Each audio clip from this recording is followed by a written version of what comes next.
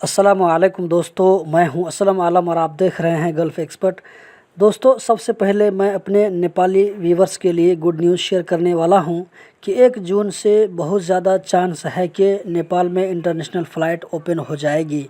मैंने न्यूज़ देखा था, इसमें ख़ास करके 4 मुल्कों का नाम दिया गया है। कतर, सऊदी अरब, मलेशिया और चाइना का नाम दिया है। फ़्लाइट ओपन होने के बाद मालूम पड़ेगा कि किस किस कंट्री के लिए फ़्लाइट जा रही है और किस किस कंट्री से फ़्लाइट आ रही है। तो कतर में रहने वाले नेपाली भाइयों के लिए बड़ी अच्छी खबर है। इसी तरह नेपाल से कतर जाने वालों के लिए भी बड़ी अच्छी खबर आने वाली है 1 जून से। अब देख लेते हैं कि आगे क्या क्या अपडेट आने वाला है कतर के बारे में। तो यहाँ पर जो सबसे पहला अपडेट आ रहा है वो है शेख तमीम बिन हमद अल सानी ने गज़ा को फिर से आबाद करने के लिए $500 मिलियन डोनेशन देने का ऐलान किया है।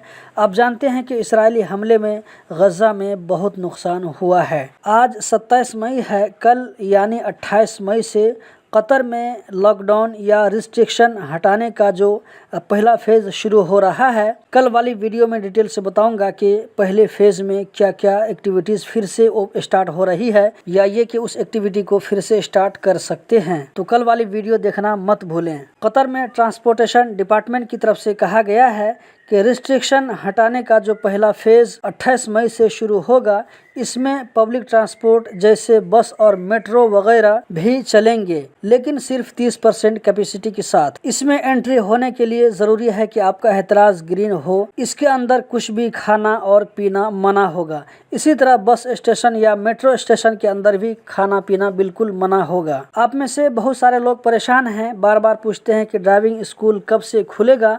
तो अब ज़्यादा परेशान होने की ज़रूरत नहीं है। कल यानी 28 मई से 30% इसकी सर्विस शुरू हो जाएगी, लेकिन इसके लिए ज़रूरी है जो ड्राइविंग सिखाने वाले ट्रेनर होंगे उनको वैक्सीन लगा होना ज़रूरी है। मिनिस्ट्री ऑफ लेबर की तरफ से कहा गया है कि 1 जून से 15 सितंबर तक 10 बजे सुबह से लेकर 3:30 बजे असर के टाइम तक ड्यूटी करना मना होगा। ये उन जगहों की बात है जो खुली जगह हो, धूप वाली जगह हो। जहां पर धूप नहीं लगती है वहां पर ये रूल लागू नहीं होगा। मिनिस्ट्री ऑफ लेबर की तरफ से ये भी कहा गया है कि कंपनी वाले वर्क साइट पर ड्यूटी आवर को किसी बोर्ड में लिख कर रखे ताकि जब ऑफिसर चेक करने के लिए जाएं तो उनको अच्छे से नज़र आए।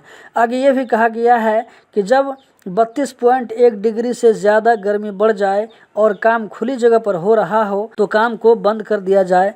और ये सब रूल लागू किया जा रहा है कतर में वर्करों की सेफ्टी के लिए। दोस्तों, अब देख लेते हैं कि कतर में कोरोना का क्या कंडीशन है। कतर में 26 मई को पिछले 24 घंटों में 306 कोविड-19 के नए केस रजिस्टर्ड हुए।